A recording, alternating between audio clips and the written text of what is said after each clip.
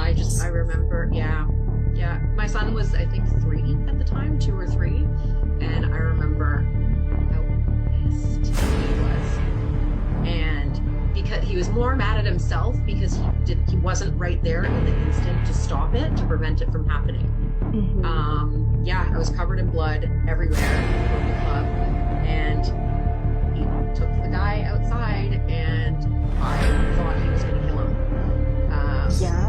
So he was around, but he wasn't there at that second, but he showed up shortly after. Yes, and then grabbed the guy, took him outside, beat the living snot out of him, and his team pulled him off the guy while the ambulance was coming and tending to me.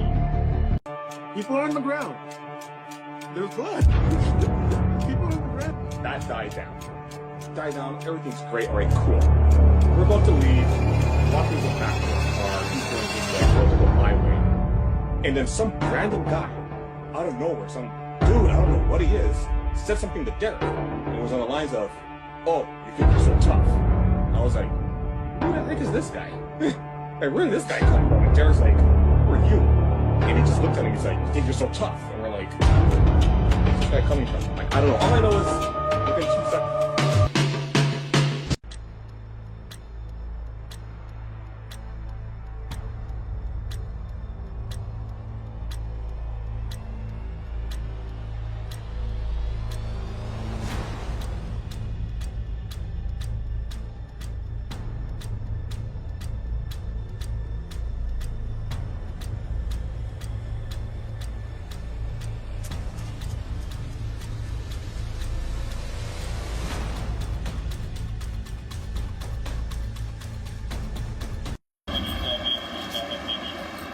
This was the scene early this morning. An ambulance delivers one of a few victims of a shooting at a downtown Toronto nightclub.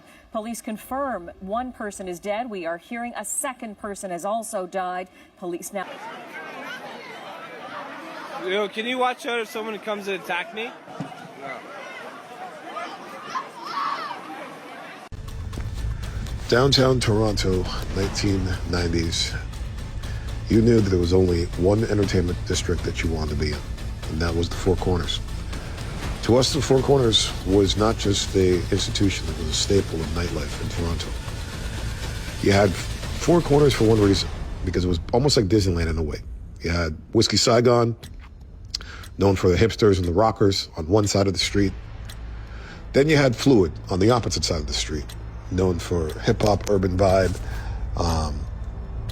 If you went out on a Thursday night, you knew that this was the area that you wanted to be in, Friday and Saturday. Then you had, across the street, which was our main club, which was Fusion. And it started off just like any other night.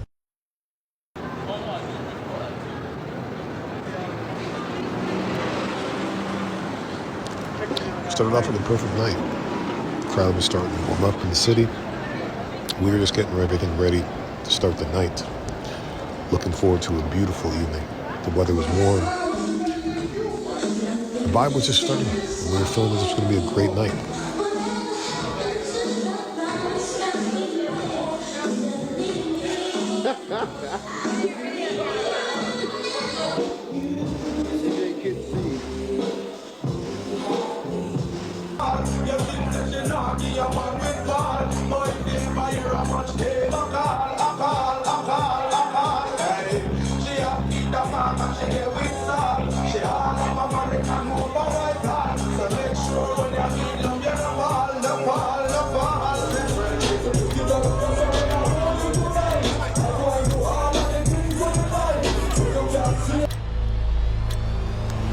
The night was going really, really smooth. I was in the office. I decided to come out to the dance floor and check out the action to see what was happening.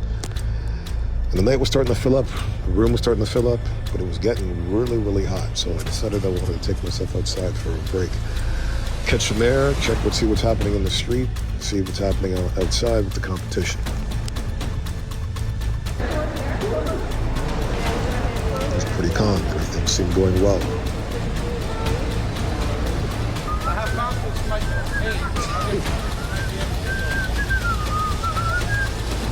We're all just outside having fun, enjoying the atmosphere. The And then the moment you notice, everything changed. Derek's still filming. Of course I'm still filming.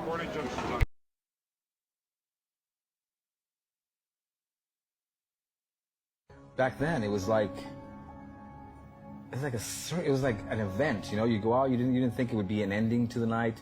You would just go. It would be like going to like a concert or something, or going to like a one-time event. Know what you get when you're leaving your house, and then you didn't. You had no fucking idea what was gonna happen.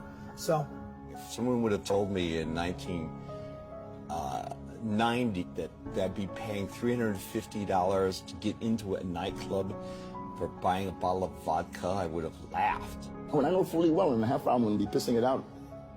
Back in the 90s, you could pick up a piece of trash, a piece of plastic, put it on your head and look fabulous. Today, if you do that, somebody would be like, girl, you have a piece of trash up on your head. Nightclubs. Now, you're basically going to a venue and just looking at the DJ like it's a concert venue.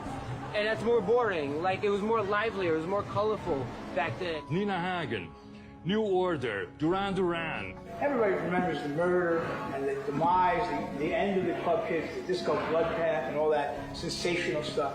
But man, you had the Ramones play here, you had Guns N' Roses play here, you had a lot of great things, fashion and art. Imagine a club that presents this kind of events and entertainment in a space of a few months, in a space of a year. Madonna had her first show there, first 2 or 3 shows there, and they paid $250. It doesn't exist anymore.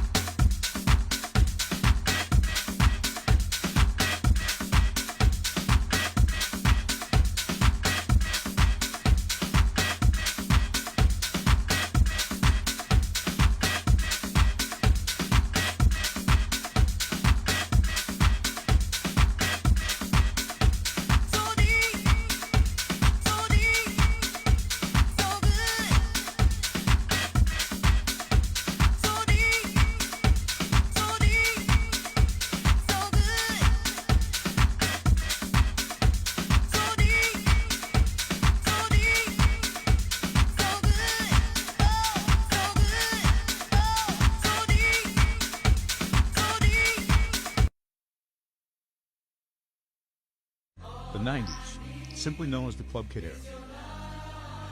We dive into a deeper story of the men and women who were simply known as the King of Clubs, who ruled the 90s and New York Toronto nightlife scene for years. Bringing the city's most legendary nightclubs and parties, they pushed the boundaries to limits, fearlessness, challenging the system of club culture, and brought millions of people together of all genres under one roof. Night after night, bringing a level of creativity and artistic expression to not create a party, but an experience that revolutionized a generation.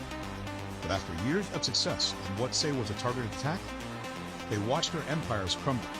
Police, politicians, drug investigations and murder, changing club culture, collided. So join us in this exclusive film documentary as we truly find out what killed the club era and who was responsible for ending the greatest era of nightlife that will never be again. Club Kings, coming 2026.